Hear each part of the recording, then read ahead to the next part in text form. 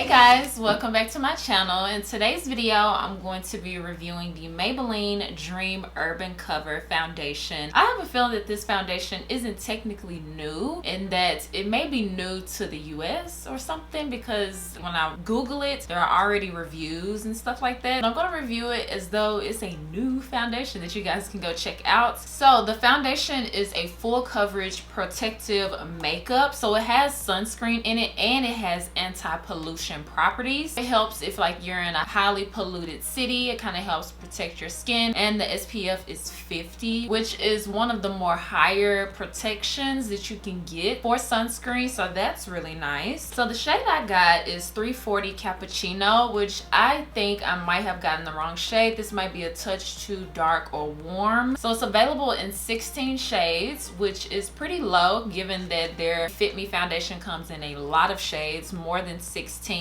So I don't have a lot to say in the beginning of this foundation review as I normally do. The only other thing that I want to say is that I was warned before doing this foundation review by one of you guys that this foundation is super oily. So because of that, I am going to prime half my face with my mattifying primer that I like to use. This one is from Sephora. It is the mattifying H2O gel primer. So I'm going to use it on this side of my face just to see if it does anything different by using a mattifying primer. And kind of just in the T-zone area. Oh, it has this squeezy tube that you guys know I like. So glad that it has this squeezy tube because I literally can just draw it all over the face. And then to blend it in, I'm going to use the Sigma F87 brush. You guys know that I typically like to go lighter rather than darker with my foundations, so this one isn't particularly my preference of shade. Main reason why I like to go lighter than darker is because a lot of times the foundation, when it is darker, is more warm, and I don't like that when foundations look red on me. I think it looks very noticeable, and it's not as noticeable when the foundation is lighter. So if it's not my perfect shade, I would much rather it be like a touch lighter. I really like the feel of this foundation. It is like a higher coverage, but it spreads pretty easy. So as you can see, like my face just looks darker than the rest of my body, which is why I typically like to go a bit lighter. It looks a bit like orangey. Okay, so once you blend it all in, it does have a kind of high sheen to it. The non-primed side is a lot more dewy looking than the primed side. The primed side looks way better as far as like not as shiny. I'm kind of bringing down the foundation a little bit on this part right underneath here just to make it blend a little bit more. So for concealer, I'm going to use the Laura Mercier Flawless Fusion Concealer. I just feel like you can tell that I have on foundation because of that it's a bit darker than my skin. I haven't used a Maybelline foundation in a long time, so I kind of forgot my shade. So I went with Cappuccino, but I think I might be Toffee. Just looking at the website, that kind of is ringing a bell that Toffee is what I typically am. So if we are normally foundation twins, I would say Toffee might be a much better match. This one is a bit more strong as far as the warmness. The concealer blends really well into the foundation, so that is nice. Not doing anything weird. And then for powder, I'm going to use the Thrive Cosmetics Soft Focus Setting Powder. I'm just gonna set underneath the eyes and next to my nose. It's almost like I don't even need bronzer. I think I'm gonna go in kind of underneath here, apply a bit of powder just so that it kind of looks like I already have on bronzer because it is a bit darker. So I'm just making this part a touch lighter by using this setting powder. Okay, so now I'm about to finish the rest of my makeup really quick, and then I'll come back and just show you guys how it's looking. I will say that already my smile lines are creasing. So like if I just relax,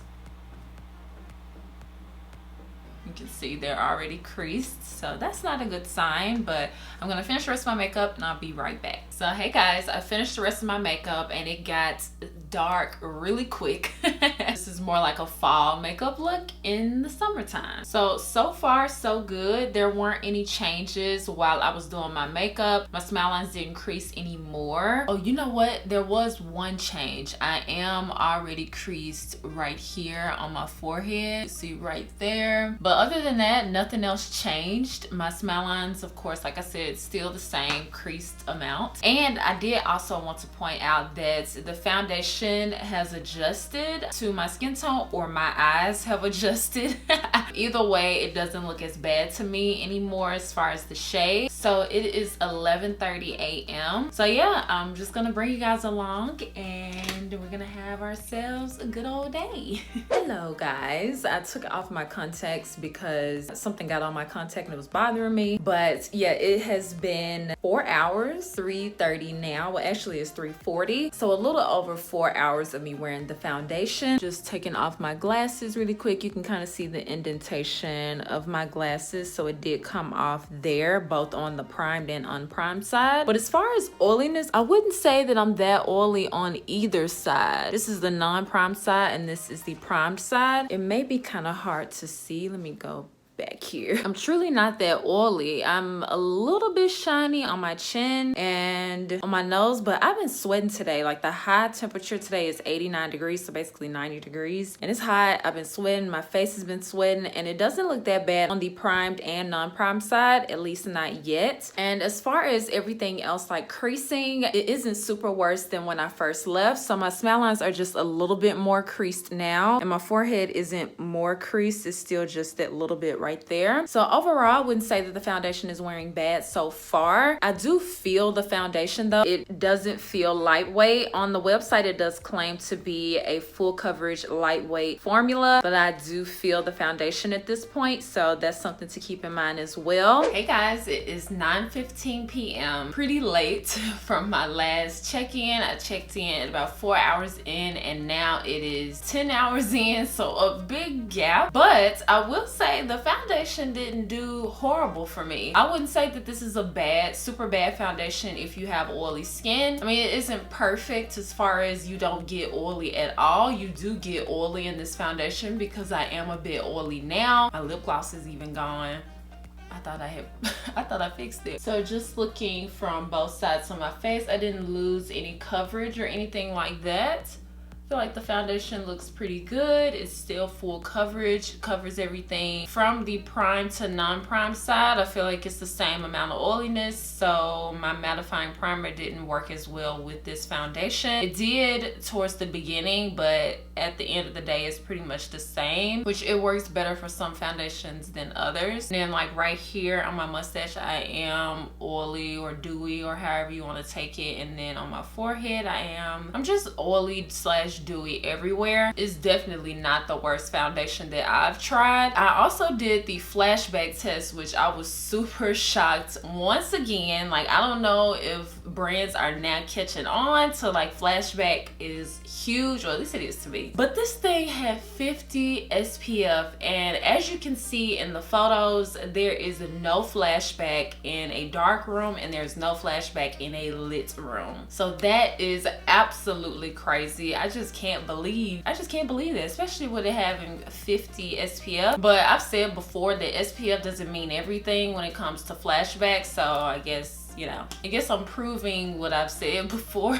But seriously, I thought 50 SPF would have flashback, but there's no flashback. Just taking off my glasses for a little bit so you guys can just see what's going on. I can't see you, but you guys can see me. Let me get like an up close mirror. It just seems like it's just a little bit worse as far as the foundation has come off on my nose where my glasses were. But as far as everywhere else, it doesn't look bad. And the creasing didn't get worse from when it originally creased. So that is pretty awesome. So this is kind of a close-up of the foundation. So let me know what you guys think of the foundation down in the comments. I'm kind of just iffy on a sense that for oily skin, you can make it work, but it isn't the best foundation for oily skin. If you have dry skin, you'll probably like this a lot better. And I think I would like it a little bit more if it was my perfect shade. I should have gotten toffee. Even though it did adjust to my skin, I do still wish I had toffee. So yeah, let me know what you guys think down in the comments. Make sure that you subscribe to my channel, as well as thumbs up this video if you enjoy foundation reviews. And I promise I'll see you guys next time. Bye guys.